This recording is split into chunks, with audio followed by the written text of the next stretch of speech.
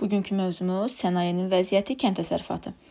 20-ci əsrin əvvəllərində Şimali Azərbaycan iqtisadiyyatı Rusiya sənayesinin xammal və yanacaq tələbatının ödənilməsi məqsədinə tabe edilmişdi. Yəni, hələ də 20-ci əsrin əvvəllərində Şimali Azərbaycan iqtisadiyyatı Rusiyanın həm xammal mənbəyi, həm də yanacaq tələbatının ödənilməsinə yönəlmişdi. Artıq Bakı şəhəri nəinki Rusiyanın, bütün dünyanın neft sənayesi mərkəzinə çevrilmişdi. Ümumiyyətlə, Azərbaycanın neft sənayesi inkişaf sürətinə və məhsul istehsalına görə dünyada birinci yerə çıxmışdı. Deməli, bu dövrdə Bakı dünyanın neft sənayesi mərkəzinə çevrilmişdi. İnkişaf sürətinə və məhsul istehsalının həcminə görə dünyada birinci yerə çıxmışdı. Lakin 1900-1903-cü illərdə baş vermiş iqtisadi böhran Azərbaycanın neft sənayesinin bütün sahələrinə və dağ mədən sənayesinə mənfi təsir göstərmişdi. Deməli, 1900-1903-cü il iqtisadi böhran həm neft sənayemizə, həm də dağ mədən sənayemizə mənfi təsir göstərmişdi.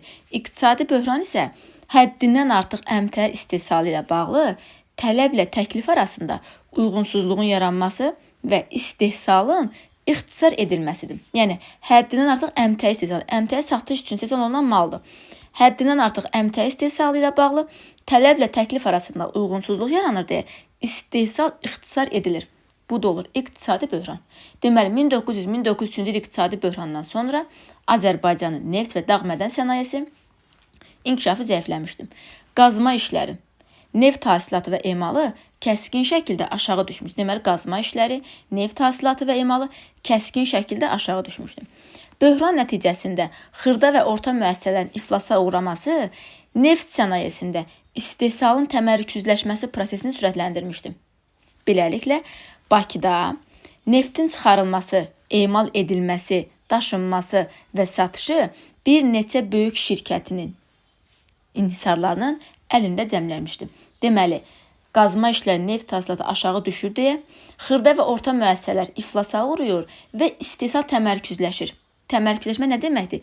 İstehsalın iri müəssisələrin əlində cəmlənməsi, yəni xırda müəssisələr bağlanır, hamısı bir iri şirkət halında fəaliyyət göstərir. Və beləliklə deyirik ki, neftin çıxarılması, emalı, daşınması bir neçə neft şirkətinin, inhisarların əlində cəmlənmişdir. Bilirik ki, neft sənayemizə inhisar daxil olmuşdu 19-cu əsrin sonlarında. Böhrana baxmayaraq, neft sənayesinə xarici kapital qoyuluşu artmada davam edirdi. Deməli, böhran olsa da, neft sənayesinə xarici kapital qoyuluşu artmada davam edirdi. Bilirik ki, neft sənayemizə xarici kapital daxil olmuşdu 1879-cu ildə. Lakin, əlavə xərc tələb etdiyi üçün texniki yeniliklərin tətbiqi məhdud idi. Bu isə Bakı neftinin tənəzzülünün səbəblərindən biri idi. Yəni, əlavə xərc tələb etdiyinə görə texniki yeniliklər tətbiq olunmurdu. Elə bu da sənayenin tənəzzül səbəblərindən biri idi. Rus-Yapon müharibəsi və 1957-ci illər inqilabı böhrandan sonra gözlənilən canlanmaya imkan vermədi. Deməli, 1957 inqilabı, Rus-Yapon müharibəsi böhrandan sonra gözlənilən canlanmaya imkan vermədi. Ona görə də dünya iqtisadi böhranından sonra Rusiya iqtisadiyyatında durğunluq oldu. Yəni, ilk öncə Rus-Yapon müharibəsi, 6-cı 5-7-ci il inqilabı iqtisadi böhrandan sonra sənayenin inkişafına imkan vermədi. Bir qədər sonra Rusiya sənayesində canlanma yaransa da, Bakının neft sənayesinə o qədər də təsir etmədi. Yəni, müəyyən qədər canlanma yaransa da, Bakının neft sənayesinə o qədər də təsir etməmişdi. Neft sənayesində durğunluğun əsas səbəbləri, deməli, durğunluğun səbəblərinə baxaq, yeni geoloji kəşfiyyat işlərinin aparılmaması. 1. Qabaqcıl texnologiyalardan çox zəif istifadə edilməsi. 2. Neftin yalnız az hissəsinin elektrik enerjisi, böyük hissəsinin isə köhnə buxar mühərriklərinin gücü ilə çıxarılması. Neftin emalının köhnə üsullarla aparılması. Sahibkarların qiymətləri artırmaq üçün suni şəkildə istehsalı azaltması. Nəticədə Bakı dünya neft istehsalında birinciliyini itirdi və bu sahədə ABŞ birinci yerə çıxdı.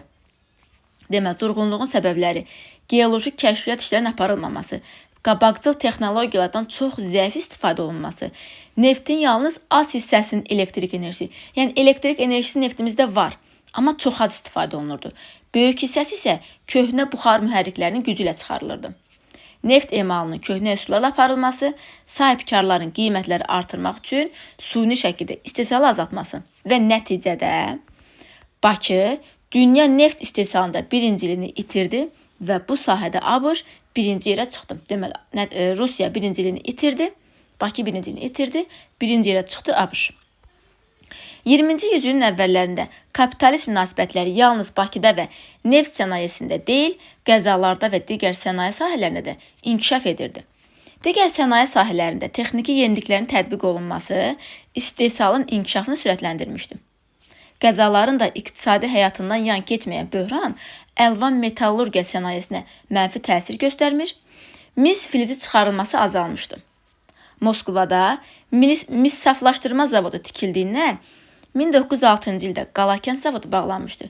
Deməli, iqtisadi böhran əlvan metallurgiya sənayesində mənfi təsir göstərmişdi. O dövrdə Moskvada mis saflaşdırma zavodu açıldığına görə 1906-cı ildə Qalakənd zavodu bağlandı. Deməli, Qalakənd misərtmə mis saflaşdırma zavodu açılmışdı 1883, bağlandı 1906-cı ildə. Siemens qardaşları şirkətinə məxsus Gədəbəy mis mədənlərində texniki yeniliklər tətbiq olunmuş, elektrik enerjisini ağır elektrik enerjisi, ağır əl əməyini əvəz etmişdi. Deməli, 20-ci əsrin əvvəllərində artıq mədənlərdə əl əməyini elektrik enerjisi əvəz eləmişdi. Bu məqsədlə Qalakənd çayı üzərində su elektrik stansiyası tikilmişdi. Bu, Azərbaycan qəzalarında yaradılmış ilk su elektrik stansiyası idi. Həmin dövrdə Şimali Azərbaycanın əlvan metallurgiya sənayesində inhisarlaşma prosesi gedirdi. Deməli, 20-ci əsrin əvvəllərində böhran metallurgiyada təsir göstərmişdi. Buna baxmayaraq, texniki yeniliklər tətbiq olunurdu. Artıq ağır əl əməyini elektrik enerjisi əvəz eləmişdi. Bu, qəzalarda yaradılmış ilk su elektrik stansiyası idi. Bu dövrdə deyirik ki, 83-cü ildə açılmış Qalakənd misərtmə mis saflaşdırma zavodu 1906-cı ildə bağlandı. Elə 20-ci əsrin əvvəllərində əlvan metallurgiya sənayemizə inhisarlaşma prosesi daxil olmuşdu. Deməli, neft sənayemizə inhisar daxil olmuşdu 19-cu əsrin sonlarında, əlvan metallurgiya sahəmizə inhisar daxil oldu 20-ci əsrin əvvəllərində. İndi baxaq yüngül yeyinti sənayesinə. İqtisadi böhran yüngül və yeyinti sənayesinə ciddi təsir göstərməmişdi. Deməli, iqtisadi böhran yüngül və yeyinti sənayemizə ciddi təsir göstərməmişdi. Azərbaycanın ipək və pambıq təmizləmə sənayesində kapitalın böyük hissəsi milli burjuaziyaya məxsus idi. Deməli, həm ipək, həm pambıq təmizləmə sənayesində kapitalın böyük hissəsi milli burjuaziyaya məxsus idi. Cənubi Qafqazda olan pambıq parça fabriklərinin əksəriyyəti Azərbaycanlı sahibkarlar tərəfindən açılmışdı. Deməli, bu dövrdə pambıq parça fabriklərinin əksəriyyəti Azərbaycanlı sahibkarlar tərəfindən açılmışdı.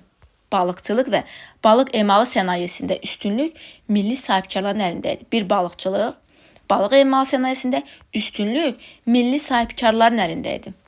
Balıqçılıq da daxil olmaqla Azərbaycanın yeyinti sənayesi kapital qoyuluşun həcminə, məhsul istehsalının dəyərinə və fəhlələrin sayına görə neft sənayesindən sonra ikinci yer tuturdu. Deməli, balıqçılıq daxil olmaqla Azərbaycanın yeyinti sənayesi həm kapital qoyuluşun həcminə, məhsul istehsalının dəyərinə və fəhlələrin sayına görə neft sənayesindən sonra ikinci yer tuturdu. 20-ci yüzyılın əvvəllərində milli sahibkarların hüquqları məhdud idi. İstehsal sahələrində Azərbaycanlıların sahibkarlıq fəaliyyətinə əngəllər törədilirdi. Onların şəhər özünü idarə etmə orqanlarına təmsil olunması məhdudlaşdırılmışdı. Bilirik ki, Azərbaycanda şəhər islahatı keçirilmişdi. 1878-ci ildə ilk dəfə Gəncədə, daha doğrusu Bakıda, ardınca İrəvanda məhdud hüquqluydu. 92-ci illərdə isə ilk dəfə Gəncədə tam hüquqlu şəhər islahatı keçirilmişdi. Bu dövrdə isə deyirik ki, şəhər özünü idarə etmə orqanlarında Azərbaycanlıların hüquqları yenə də məhdud idi. Kapitalist sənaye istehsalının sürətli inkişafı şəhər əhalisinin artmasına səbəb oldu. Bakı şəhərinin sürətlə artan əhalisinin içməli su ilə təchiz olunması çox çətin problemə çevrilmişdi. Və ona görə də 17-ci ildə Tağıyevin böyük yardımı ilə Bakıya Şollar su kəməri çəkilmişdi. İndi baxaq bir mənbə məlumatına Azərbaycan tarixi kitabından 2016-cı ildə. Deyir ki, Bakı şəhər dumasına şəhərin su təchizatı ilə bağlı bir neçə layihə müzakirəyə çıxarılmışdı. Birinci layihədə deyilirdi ki, dəniz suyunun duzdan təmizlənib içməli suya çevrilməsi, İkinci layihə Bakıya Kür çayından su kəmərinin çəkilməsi, Üçüncü layihə Bakının kəndlərində qazılacaq quyulardan toplanan suyun şəhərə gətirilməsi. Dördüncü, Şollar su kəmərinin çəkilməsi. Dumanın Rus və erməni üzvləri daha ucuz başa gəlmək üçün Kür çayından su kəmərinin çəkilməsini təklif edirdilər. Ancaq Duma üzvü olan görkəmli xeyriyyəçi Hacı Zeynalabdin Tağıyev Tiflis şəhərinin əhalisinin bir hissəsinin vərəm xəstə olmasına və şəhərin bütün kanalizasiya, yəni çirkab sularının Kür çayına axıdılmasına əsas gətirərək Şollar su kəməri layihəsi haqqında yekun qərarın qəbul edilməsinə nail oldu və beləliklə 1917-ci ildə Tağıyevin böyük yardımı